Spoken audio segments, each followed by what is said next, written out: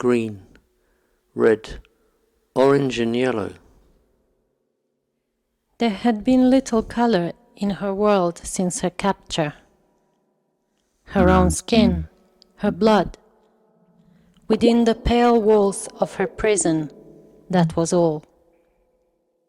Everything else was some shade of white or grey. Even her food had been colorless. Now, here was color and what appeared to be sunlight. There was space, vast space. The hole in the wall widened, as though flesh ripping aside, slowly writhing. She was both fascinated and repelled. "Is it alive?" she asked. Yes, he said. She had beaten it, kicked it, clawed it, tried to bite it. It had been smooth, tough, impenetrable, but slightly given, like bed and table. It had felt like plastic, cool beneath her hands.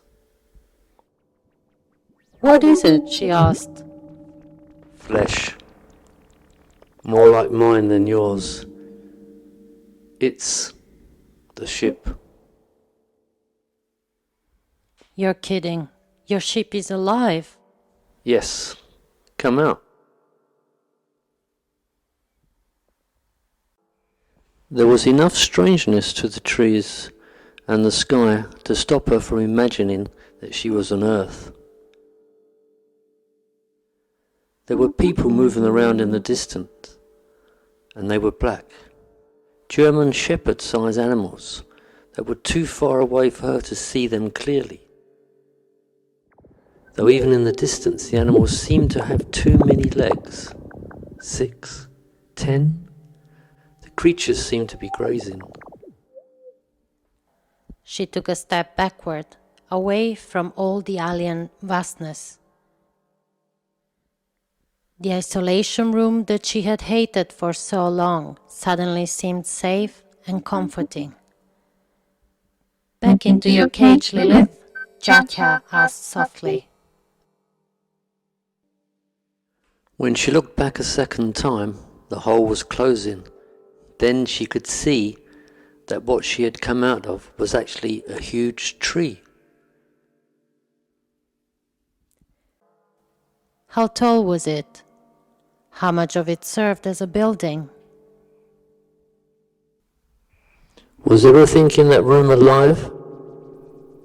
Everything except some of the visible plumbing fixture. Even the food you ate was produced from the fruit of one of the branches growing outside. It was designed to meet your nutritional needs. And to taste like cotton and paste, she muttered. I hope I won't have to eat any more of that stuff. You won't. But it's kept you very healthy. Will you send me back to Earth? You couldn't survive there now, especially not alone.